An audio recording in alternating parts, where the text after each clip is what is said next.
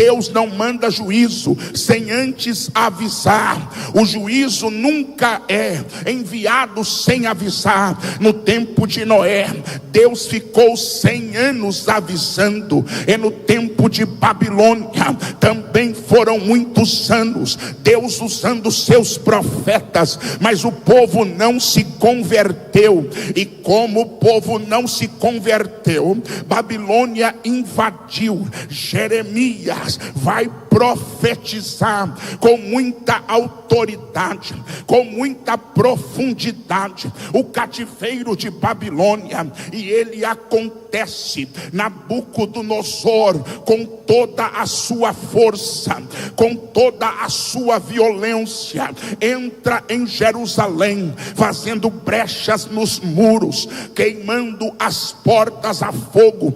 As casas são reduzidas à ruína. O templo de Deus é jogado ao chão. Queridos, é uma grande responsabilidade ministrar essa noite.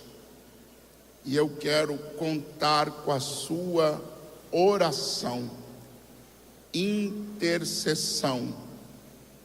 Há duas coisas numa pregação que são fundamentais: o preparo de quem vai pregar, mas também o preparo de quem vai ouvir. Se quem vai pregar se preparou, mas quem vai ouvir não se preparou, o desafio é maior.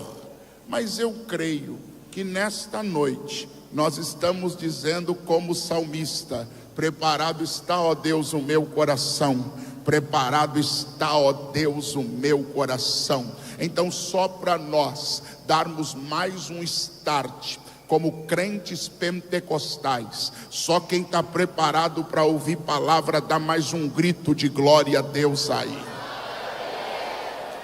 Queridos, nós temos um texto na Bíblia Sagrada, cravado no livro dos Salmos, o Salmo de número 126. O Salmo de número 126 é chamado de Cântico dos Degraus. E isto tem uma razão, é que ele faz parte da coletânea de salmos, da coletânea de hinos sagrados, que os peregrinos que iam a Jerusalém iam cantando, chegavam a Jerusalém entoando estas canções. O Salmo de número 126 mostra que Deus ainda conserva a sua ordem dada no livro de Deuteronômio, capítulo 16, versículo 16: 3 vezes ao ano todos vocês aparecerão perante mim, na festa dos asmos, na festa das primícias e na festa das colheitas, e ninguém apareça perante mim de mãos vazias. Deus então estabeleceu sua ordem, que todo o seu povo deveria aparecer, se apresentar. Na verdade, o culto é o momento em que nós nos apresentamos diante de Deus. O apóstolo Paulo, em Romanos capítulo 12, versículos 1 e 2, ele diz: rogo-vos, pois, irmãos, pela compaixão de Deus, que apresenteis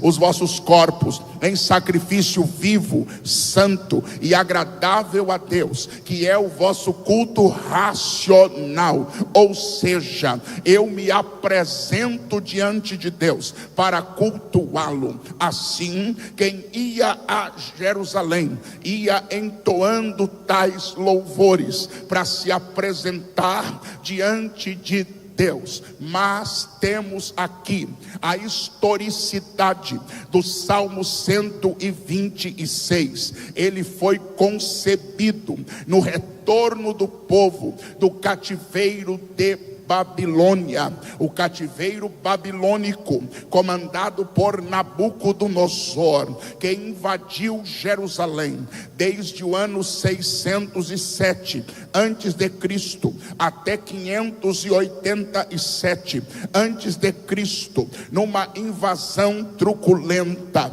Alguém pode perguntar, pastor Ângelo Galvão, mas se Jerusalém é a cidade de Deus, lá está o templo de Deus, qual a razão de Deus entregar o seu povo nas mãos dos caldeus, nas mãos dos babilônicos? Sim, é que Jerusalém foi criada para ser exclusiva na adoração ao único e verdadeiro Deus. Mas nós vemos na literatura sagrada, olhando para livros como Isaías, Jeremias, que este povo, que deveria ser um povo exclusivo de Deus, estava voltando sua adoração àquilo que não é Deus. Estavam adorando a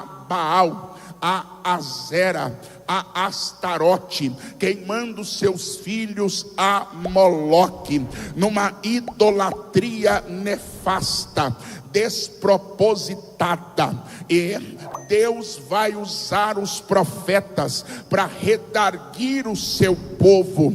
Jeremias diz, Deus o usando, que madrugando e falando, eles vieram ao povo. Mas a resposta do povo no livro de Isaías foi: nós não queremos mais ouvir o Santo de Israel, nós queremos palavras que massageiem o nosso ego, nós queremos profecia que seja de acordo com a nossa vontade e com o nosso querer. Então Deus, depois de insistir com o seu povo, Deus usa Jeremias, mostrando a desinteligência de Israel. Eles estavam adorando o sol, estavam adorando a lua, estavam adorando as estrelas. Eu te pergunto, para que eu vou adorar o sol, se eu conheço quem criou o sol? Para que eu vou adorar a lua, se eu conheço quem fez a lua? Para que eu vou adorar a estrela, se eu conheço aquele que chama cada estrela pelo nome, e nenhuma delas falta diante dele? Para que eu vou adorar a criatura, se eu conheço o Criador? Para que eu vou adorar o que é de baixo, se eu conheço quem é de cima? Para que eu vou adorar o temporal, se eu conheço quem é eterno? Para que eu vou adorar o perene, se eu conheço quem é Deus na sua grandeza? Então a idolatria é uma falta de inteligência espiritual muito grande. Mas Israel caiu,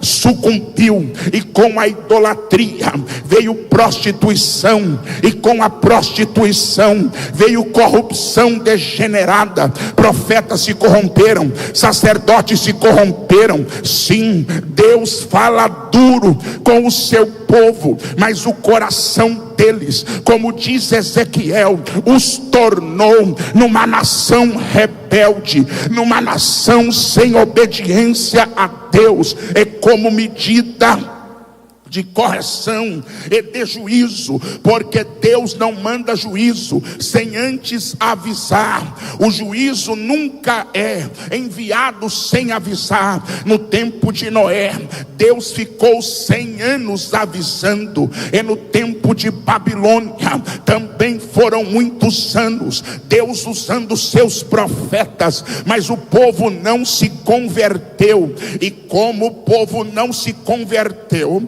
Babilônia invadiu. Jeremias vai profetizar com muita autoridade, com muita profundidade, o cativeiro de Babilônia. E ele acontece. Nabucodonosor, com toda a sua força, com toda a sua violência, entra em Jerusalém, fazendo brechas nos muros, queimando as portas a fogo. As casas são reduzidas à ruína. O templo de Deus é jogado ao chão. Jeremias diz: eu fui o homem que viu a aflição da filha do meu povo. Jeremias vai nos contar que as virgens eram forçadas, estupro, os jovens eram pisados como barro, humilhação, os velhos eram desonrados, as mães tinham que deixar seus filhos de lado para carregar o que Babilônia estava roubando, alienação parental. A violência de Nabucodonosor foi tão grande que quando Jeremias vê o cenário que fica em Jerusalém depois da invasão dos caldeus, ele ora o que está escrito no capítulo de número 8, versículo 20 do seu livro, dizendo: passou a cega, findou o verão, e nós ainda não estamos salvos. Jeremias está dizendo: Deus, o tempo está passando e a destruição continua. Jeremias se vê tão horrorizado diante da realidade que estava aos seus olhos, que ele, no versículo 21 de Jeremias 8, diz: porventura não há bálsamo em Gileade, ou não há lá médico? E por que então não teve cura a ferida da filha do meu povo? Eu percebo na expressão de Jeremias, ele dizendo: Deus, eu profetizei, mas não pensei que seria tão destrutivo. Deus, eu profetizei, mas não pensei que seria tão violento. Deus, eu profetizei, mas não pensei que seria tão, aleluia, devastador. Jeremias está diante de Deus, chorando pelos mortos da filha do seu povo, clamando. Até parece que Deus perdeu o controle. Entenda algo do teu Deus, jovem da Umadipa: Deus não está no controle só quando tudo vai bem. Nas piores calamidades, Deus está no controle. Nos piores momentos, Deus está no controle. Quando tudo dá errado, Deus está no controle. Quando não tem saída humana, Deus está no controle. Quando ninguém sabe o que fazer, Deus está no controle. Um olha para o outro, sentado no pó, sentado na cinza, e dizendo: e agora? Deus vem para Jeremias dizendo: porque eu bem sei os pensamentos que tenho acerca de vós, pensamentos de paz e não de mal, para vos dar o fim que esperais. Sabe o que Deus está dizendo? Quando você não tem um plano, eu tenho um plano. Deus está dizendo: quando você não vê saída, eu tenho saída. Quando você não vê solução, Deus tem solução. Deus vai dizer para Jeremias, no meio do choro, no meio do pranto, no meio da angústia, no meio da luta, Jeremias 31:16: reprime a tua voz de choro e a lágrima dos teus olhos, porque há esperança para o teu futuro. Sabe o que Deus está dizendo? Não se desespere, Deus vai mudar o cativeiro. Pegue na mão de alguém e diga para esta pessoa: não se desespere, Deus está no controle, Deus tem saída. Não, você não pegou, você não pegou. Pega na mão de alguém e declara: não se desespere, Deus tem saída, Deus tem um plano. Uramacanta cantonoco novo subcanderrai. Uremicanda labanchou que manda fly.